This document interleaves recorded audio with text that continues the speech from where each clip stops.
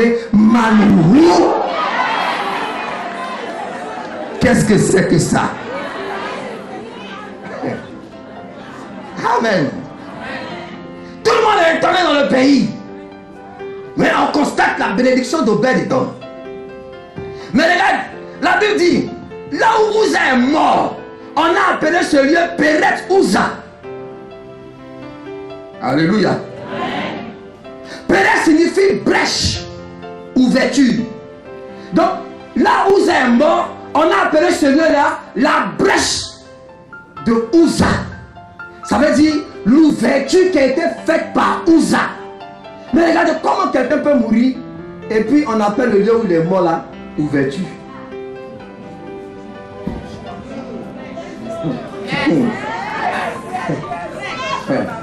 On va appeler ça tombeau, cimetière, malédiction de Uza. Mais on dit Péret, on dit ouverture, brèche de Uza. Ah! Donc il y a des morts qui ouvrent des portes.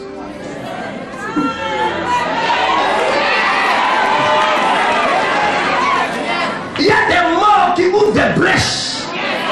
Quelqu'un doit mourir pour que l'ouverture se...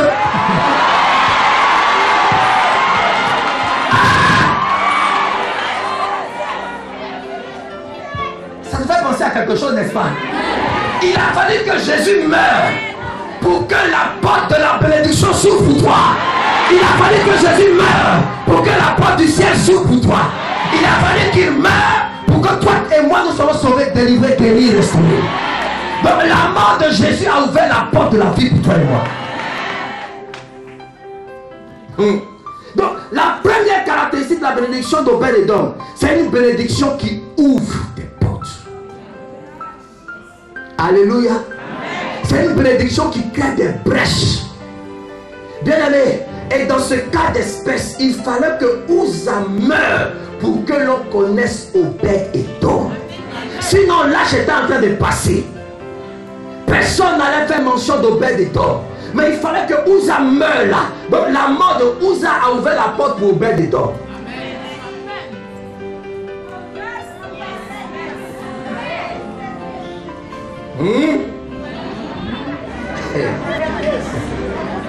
Comment une crise peut ouvrir une porte? En réalité, j'ai compris que, bien aimé, toute crise possède en elle-même la semence d'une ouverture. Là où on dit la crise, c'est qu'il y a une ouverture quelque part. Même naturellement, on dit qu'il y a la crise en Europe et aux États-Unis. Mais il a fallu qu'il y ait cette crise-là pour que la Chine émerge. Parce que dans le langage des Chinois, le mot qu'on traduit par crise là, est traduit par eux par opportunité. Merci ma soeur. Donc là où tout le monde entend crise, ils entendent opportunité. Tout dépend de ce que tu entends. Alléluia. Là où tout le monde dit crise post-électorale, toi tu entends opportunité post.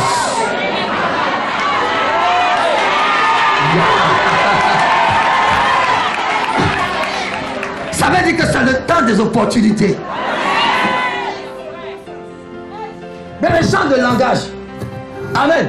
On dit dans le pays est bancal, ça va pas dans le pays. Il y a des chrétiens qui disent on est à l'image du pays, moi-même, à l'image du pays. Jamais. Je refuse ça. Mais regarde, pays que toi tu dis il est bancal là, dans ce pays là, des gens construisent maison. Dans ce pays là, les gens achètent de nouvelles voitures X5. Mais attends, c'est le même pays là, mais c'est pas un pays là. C'est le même pays. Mais comment il est bancal pour toi et il est favorable pour les autres? Je te délivre au nom de Jésus. Que la bénédiction d'Obed-Édom s'attache à ta vie. Et je déclare que toute crise va t'ouvrir des portes au nom de Jésus. Toute crise va t'ouvrir des portes au nom de Jésus. Là où on dit que c'est fermé, c'est là que ça va s'ouvrir.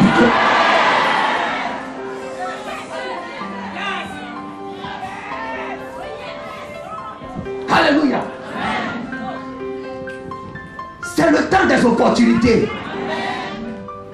Jésus dit, ouvrez les yeux et regardez. Ce sont des opportunités. Bien aimé, pourquoi David a péché? Le premier péché de David, c'est quoi? Écoutez-moi très bien. David a adopté la même stratégie que les Philistins. Ils ont mis le lâche sur un chat. Lui aussi a mis le lâche sur un chat. Le problème de beaucoup d'enfants de Dieu, c'est que tu ne reçois pas la stratégie divine. Tu fais comme ça, comme tout le monde. Tout le monde chante, tout le monde danse, tu chantes, tu danses. Dieu ne fait rien avec notre chant, notre danse. Hein? Vous avez vu ici, non? David a dansé, chanté. Mais Dieu a tué Uza. On est en train de chanter quand tu tues quelqu'un. Donc on peut chanter, danser comme ça. Jésus est plus. Quelqu'un est mort ici. Parce qu'il n'avait pas la stratégie divine. Il parle à quelqu'un? Dieu peut te faire une promesse. Il peut te dire voilà ce qu'il a fait pour toi. Mais attends la stratégie divine avant quoi que ce soit. Beaucoup se disent mais Dieu tu m'as dit je ne vois pas. Mais le même Dieu qui t'a parlé, laisse-le te donner la stratégie. Dieu a dit à Josué, je te donne Canaan. Tu vois la victoire sur toutes les nations. Et Josué a commencé à se préparer. Il dit bon, moi Josué c'est un grand guerrier. Je me souviens du combat contre Amalek. Il y a des gens qui étaient sur la montagne, d'autres étaient dans la vallée. Donc on fait une même stratégie parce que Jéricho là s'est barricadé. Comment on fait? Bon, fabriquons des échelles. Pendant qu'il pensait à ça, il dit un soir, voici un homme qui vient à lui avec épée dans sa main. Josué a couru, il dit mon ami, tu es pour nous, tu es pour nos adversaires. Il dit non. C'est bizarre, hein? Est-ce que c'est que Dieu n'est pas pour toi? Hein? Dieu n'est pas pour toi, hein? Dieu, il est pour ses plans et pour son programme. Maintenant, si tu veux être béni, toi entre dans le plan de Dieu. Toi entre dans le programme de Dieu. Beaucoup d'enfants de Dieu veulent amener Dieu dans leur programme. Ils veulent amener dans leur programme. Ils disent, je vois ce que je veux faire. Dieu accompagne-moi. Il dit, non, non, non, non. Moi, j'ai mon programme. Là, je dis à Josué, non. Je suis le chef de l'armée de l'Éternel et je viens maintenant. Alléluia. Autrement dit, Josué, je viens maintenant pour te donner la stratégie. Et la Bible déclare que Jéricho était fermé et barricadé. Personne ne pouvait entrer, personne ne pouvait sortir. Et Dieu dit à Jéricho, à Josué, pardon, Josué, vois, je te livre Jéricho, ses vaillants soldats et tout le peuple. Mais Dieu est bizarre. Quelque chose en dit c'est fermé, c'est barricadé. Il dit, mon ami, regarde, je te livre ça, hein, c'est pour toi. Donc, physiquement c'était fermé, barricadé. Spirituellement c'était, il y a boulevard ouvert. Il dit, entrez, allez, entrez. Bien aimé, quand l'Éternel te donne la stratégie, il n'y a rien qui peut s'opposer à toi. Il n'y a rien qui est fermé. Il n'y a rien qui est barricadé. Tout est ouvert pour toi. Vois, l'Éternel te donne la possession. Vois, entre et possède ton héritage. Bien aimé, toute la victoire que Josué a eue dépendait de cet homme, l'ange de la stratégie qu'il avait reçu. Bien aimé, je prie que l'ange de la stratégie se révèle à toi. Je ne sais pas ce que tu veux faire, ce que tu attends, mais il faut que l'ange de la stratégie vienne à toi. Amen. Amen. Amen. Que la bénédiction d'Obed-Édom descende dans ta vie. Et que les portes qui étaient fermées s'ouvrent maintenant pour toi. Que ces portes-là s'ouvrent au nom de Jésus. Que ces portes-là s'ouvrent au nom de Jésus. Alléluia. Alléluia. Ah. Hey, Seigneur, merci. Deuxième caractéristique de la bénédiction d'Obed-Édom. La bénédiction d'Obed-Édom, c'est la bénédiction qui te fait sortir de l'anonymat. Dis amen 2 fois. Bien aimé, avant ce temps, la personne ne connaissait Obed-Édom. N'est-ce pas? Il était dans l'anonymat. Personne ne le regardait, personne ne faisait attention à lui. Mais quand l'âge de Dieu est entré dans sa maison, tout le monde a commencé à parler de lui. Tu sais, beaucoup d'enfants de Dieu confondent l'anonymat et puis l'humilité. Ils pensent que l'anonymat c'est l'humilité. Non. L'humilité, c'est de dire tout ce que je fais, je le fais par la force de Dieu. À l'Éternel la gloire. L'anonymat, c'est de dire que je suis timide. Je ne peux rien faire. Je vais me cacher.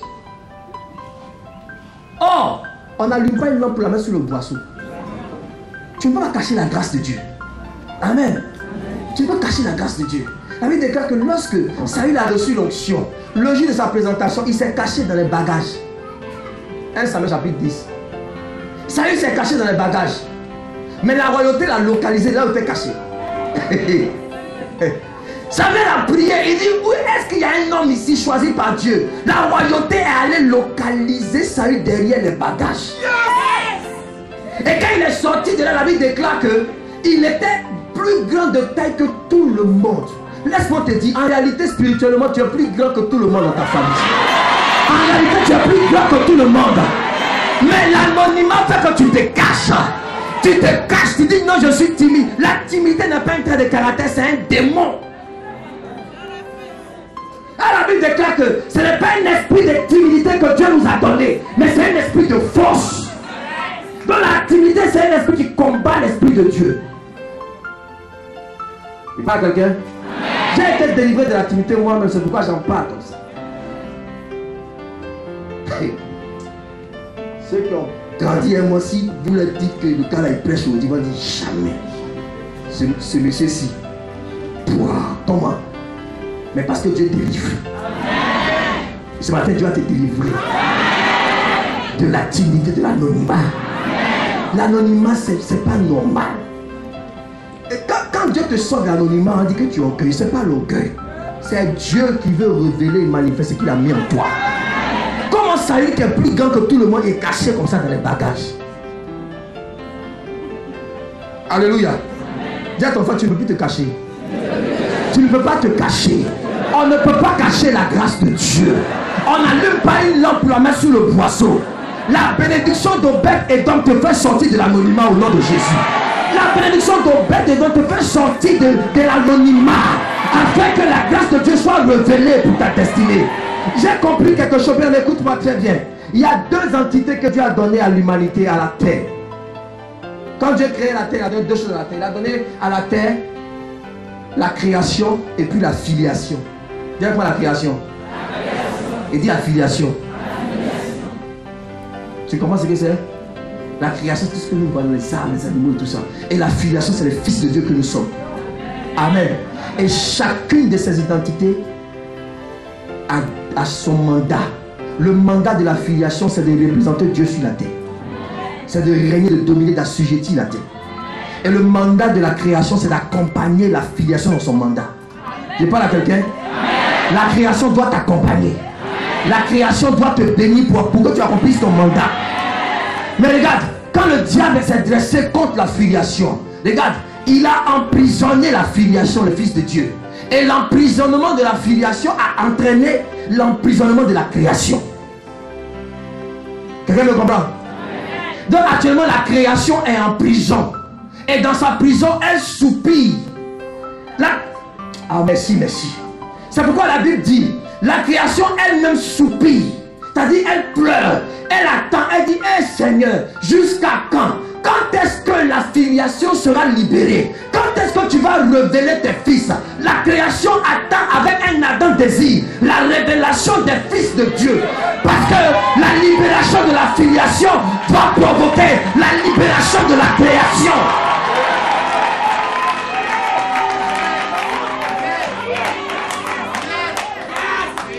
C'est pourquoi tu ne peux pas rester dans l'anonymat. Parce que si tu restes dans l'anonymat, la création reste dans l'anonymat.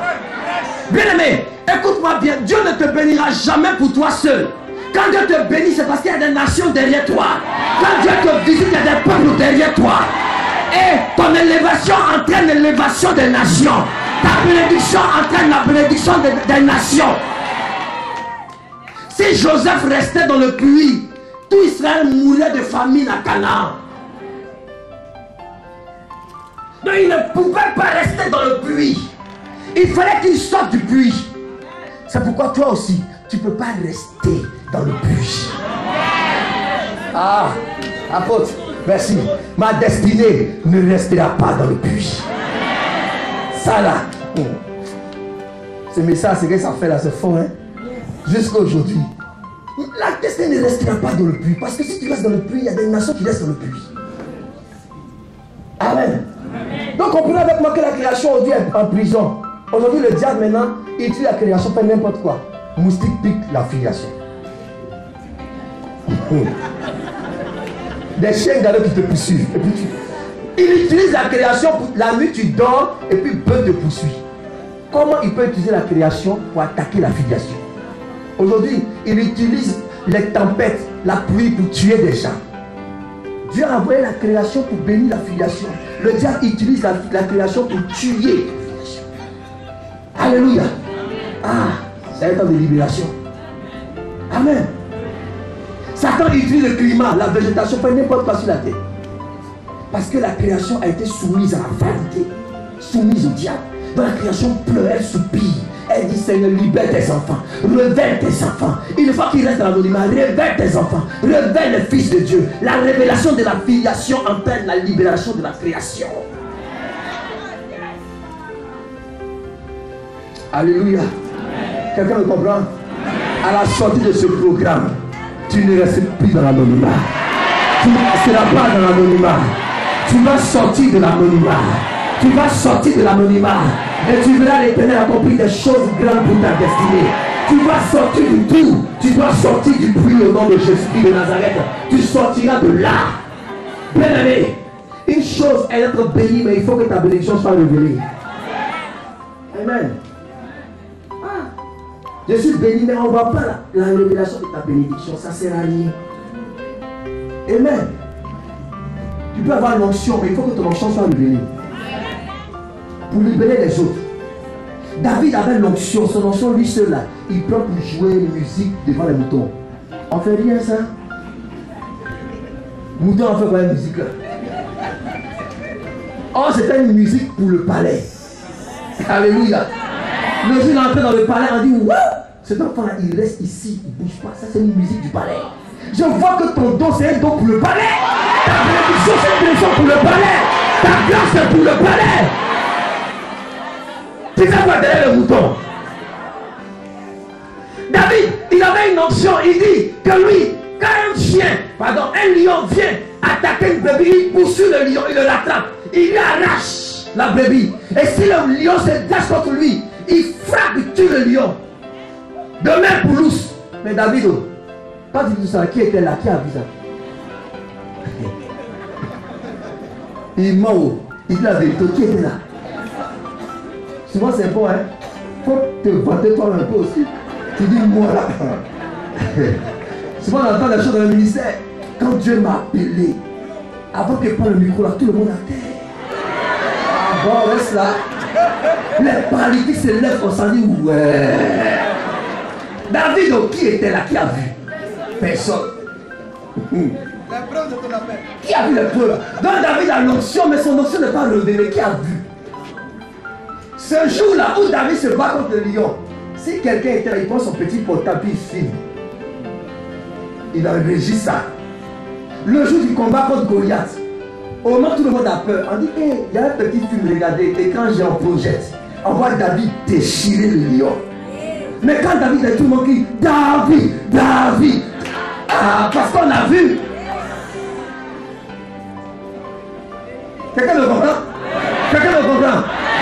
C'est pourquoi j'aime beaucoup les hommes de Dieu anglophones. Regarde là, il a fait un petit miracle, on filme ça. Matin, midi, soir, on monte ça à la télévision. C'est-à-dire que ton esprit est déjà préparé. Quand on annonce que l'homme de Dieu arrive, tout le monde dit, lui là, c'est un homme de miracle. Mais il a révélé son miracle, toi reste là. Mon ami, il faut que le filmer, hein? On ne sait jamais. Dans 10 ans, je viens monter. Est-ce que quelqu'un peut acclamer le Seigneur?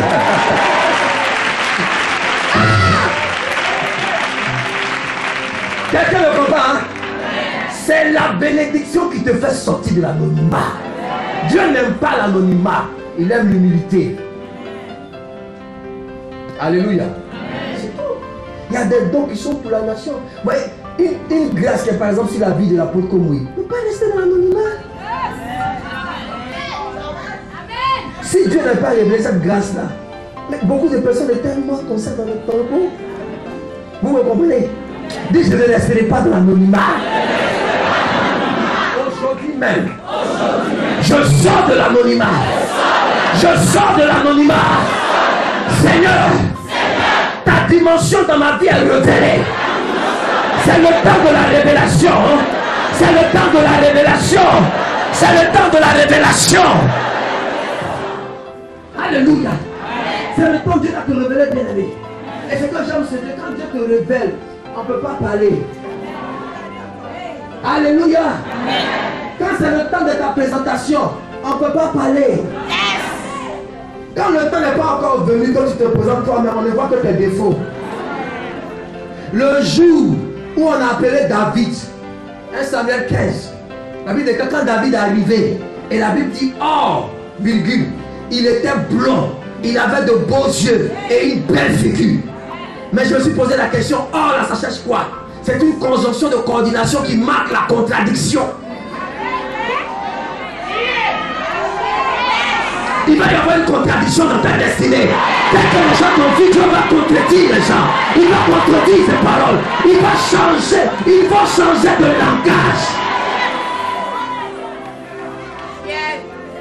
Ça veut dire qu'il y a longtemps, David était dans leur maison. Ils ont mangé à lui. Il a dormi à eux. Mais ils n'ont jamais remarqué que ses yeux étaient beaux. Ils n'ont jamais remarqué qu'il avait une belle figure. Ils n'ont jamais remarqué qu'il était blond. Mais le jour où l'Éternel l'a présenté, a dit waouh! Je déclare que c'est le temps de ta présentation. C'est le temps de ta présentation. On ne va percevoir que tes qualités. Quand tu te présentes toi, on voit tes défauts seulement.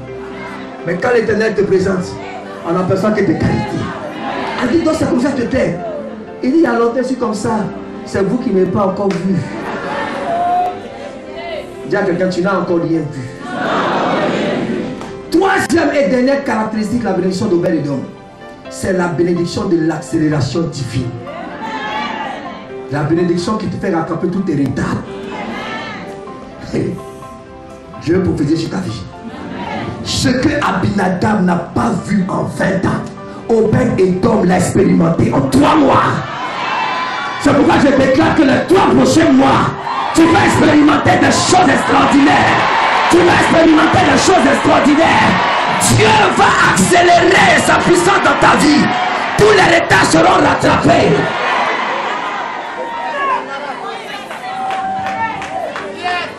Alléluia. Regarde, Lâche est resté et demeuré dans la maison d'Abinadab 20 ans. Il n'a rien vu. À la sortie de là, son enfant est mort. Mais ce qu'Abinadab n'a pas vu en 20 ans, Obed l'a vu en 3 mois.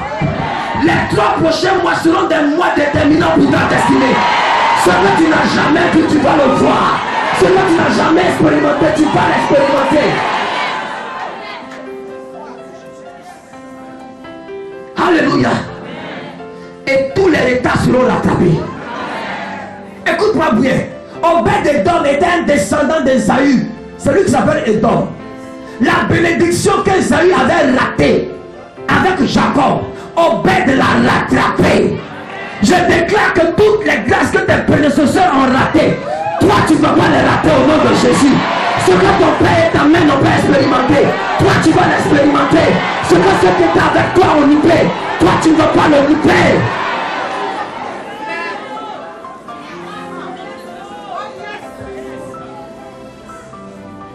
Waouh! Waouh! Bien-aimé, les 3 prochains mois seront des mois de miracles pour ta destinée. Je ne sais pas, mais l'Éternel va faire quelque chose d'extraordinaire pour ta destinée. L'Éternel va faire quelque chose d'extraordinaire pour ta destinée. Oui, l'année ne va pas finir comme elle a commencé. Alléluia. L'Éternel a son plan, bien-aimé. C'est pas tout le monde que Dieu bénit au début. Il est rentré à Jéricho, il a chassé les démons, il a fait des miracles. C'est quand il sortait de Jéricho qu'il a rencontré Bartimée. Il y a des bénédictions qui descendent vers la fin de l'année. Yes!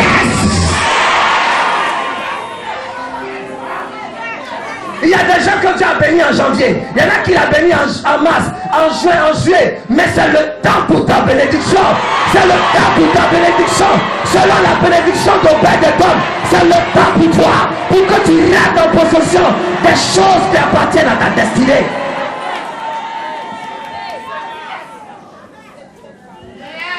Alléluia. David dit ce n'est pas vrai. En 3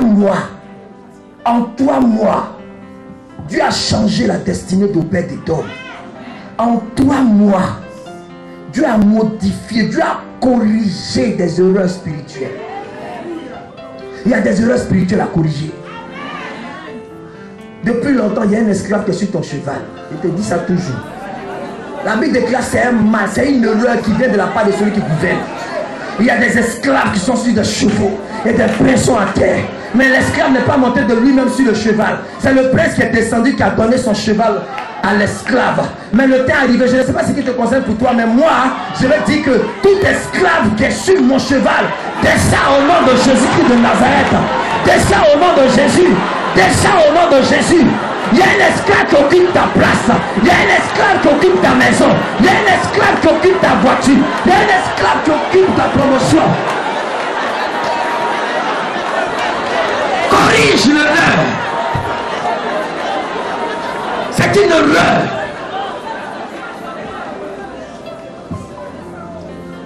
Alléluia. Bien-aimé, 3 mois, c'est un temps, c'est une saison prophétique. C'est une saison prophétique. Amen. C'est une saison prophétique. Moïse a eu 3 mois quand sa mère l'a relâché. Alléluia. Alléluia. Sur les eaux. Et il est entré dans sa destinée. Les 3 prochains mois, ta destinée sera relâchée. Ta destinée sera relâchée. Il fallait qu'il quitte sa mère pour entrer dans une autre destinée.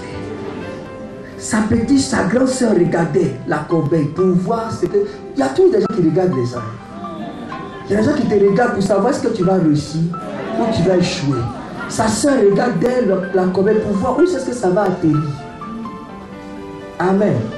Il y a des gens qui te regardent comme ça. Où il va atterrir même? Qu'est-ce qu'il va devenir?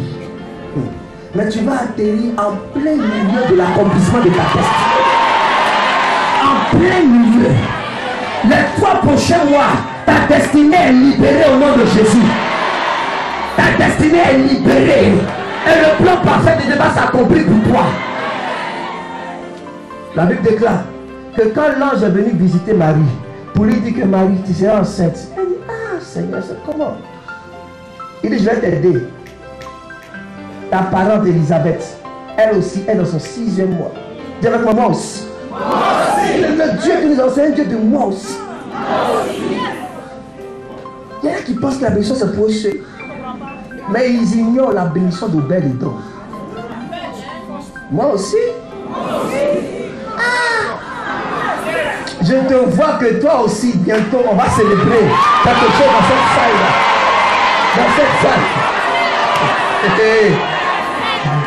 Quelqu'un va te rencontrer demain, va dire, mais mon ami, est-ce qu'aujourd'hui il y a un programme de chambre à l'hôtel communal? Tu vas faire quoi? Il dit, non, il n'y a pas de programme de chambre à l'hôtel communal. Je suis en train de partir célébrer mon mariage.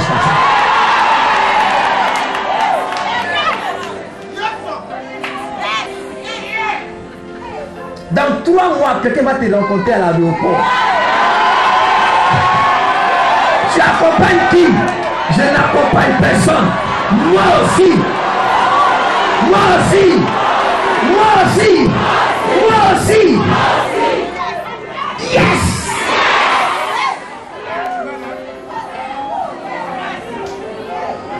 Là aussi, ta parente, elle a son 6e mois. Alléluia. Mais imaginez un peu la scène. Marie, une jeune vierge, qui est là, tout le coup dans cette boue. Vous imaginez combien de fois les gens ont parlé si elle. Regardez une mauvaise fille comme ça. Tu tombes enceinte avant le mariage. Son fiancé lui-même ne comprend rien. Il dit, il va partir, mais un ange le bloque. Mais malgré l'intervention de l'ange, c'est bizarre. Il a pu voir à sa pousse. Il dit, tiens, Marie, explique-moi. Donc tu sais que c'est Dieu, hein?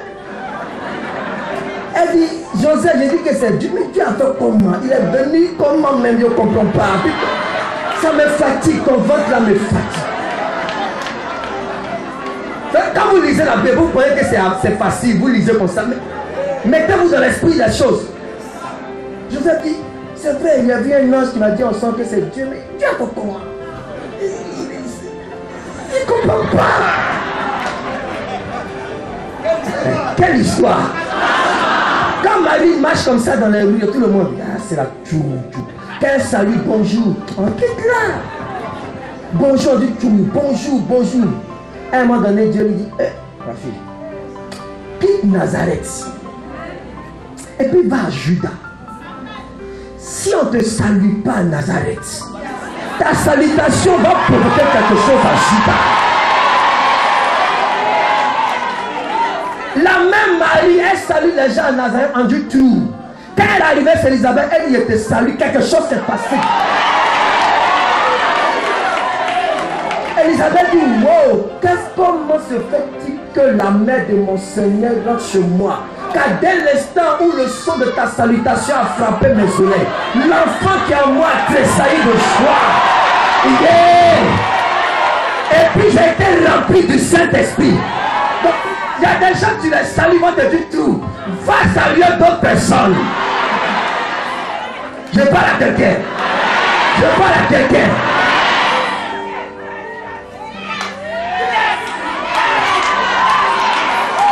Il y a des choses que Dieu fait dans ta destinée, là où tu es, personne ne peut comprendre. Mais Dieu a préparé un lieu où on pourra te comprendre. Il y a un lieu où on pourra te comprendre. Et quand Marie est arrivée là-bas, quand elle crache, Elisabeth dit, je comprends ma petite. Moi, j'ai craché aussi. Puis elle dit, ça fait que je comprends. Moi aussi, ici, précis dans mon 6e mois, je sais. Il y a des gens qui ne peuvent jamais comprendre ce qui se passe dans ta vie. Tu ne peux rien leur expliquer, il faut les laisser comme ça. Quand tu les salues, ils vont te dire tout. Mais là où on t'a dit tout, c'est la même bouche là, de Dieu là. La même bouche a rempli quelqu'un d'autre de l'esprit quelque part. En Juda, il y a un lieu qui est préparé pour ta destinée. Je prophétise qu'il y a un lieu qui est préparé pour toi. Il y a un lieu qui est préparé pour toi. Il y a un lieu qui est préparé pour toi. Et la Bible parle que Marie est restée chez Élisabeth pendant 3 mois. 3 mois. C'était la saison des rencontres prophétiques. Je prophétise que dans les 3 prochains mois, tu vas avoir des rencontres prophétiques. Tu vas rencontrer des personnes qui vont influencer ta destinée. Tu vas rencontrer des hommes qui vont influencer ta destinée, qui vont marquer ta destinée.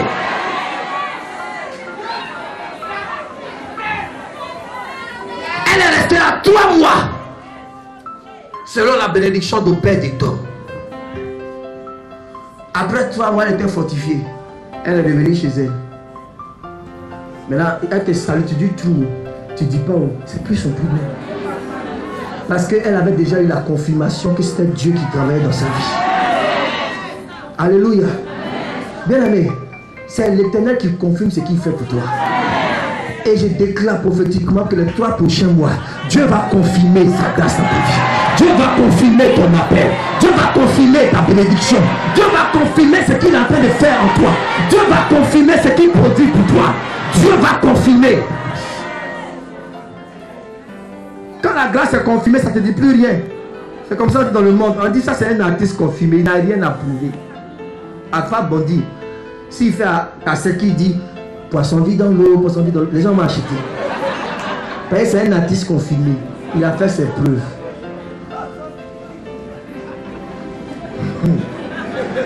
Quand quelqu'un n'est pas encore confirmé, il se concentre comme ça.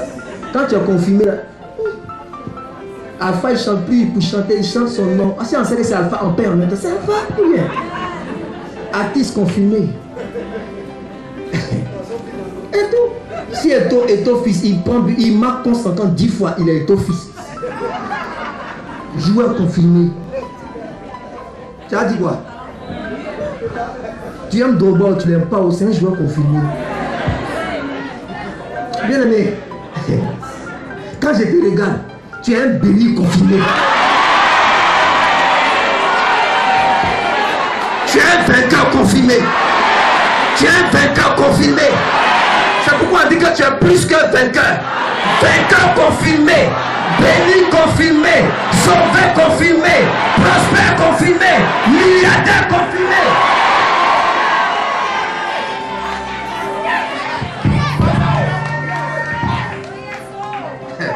Bon, c'est bon comme ça.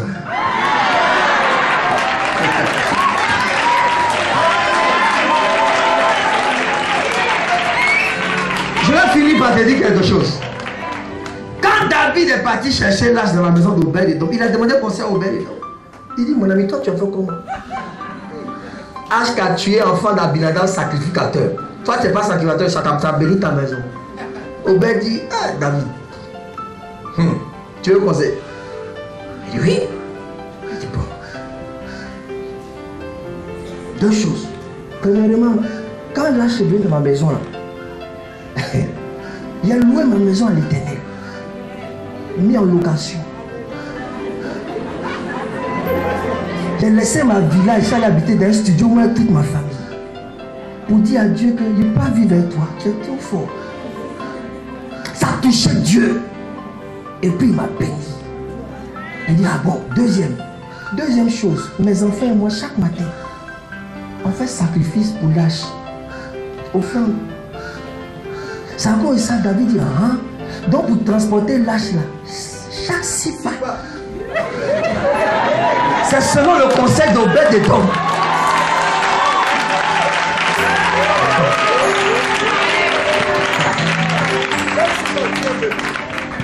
Chaque 6 pas. Et c'est après ça maintenant qu'il a eu le désir de construire maintenant une maison pour Dieu. C'est un conseil d'Obed-Édom. La bénédiction d'Obed-Édom déclenche d'autres bénédictions dans la vie des gens à côté de toi. Ça ouvre l'esprit des autres. Bien-aimé. Chaque 6 pas. Pour dire à Dieu, Seigneur, le 7e pas, c'est ton pas.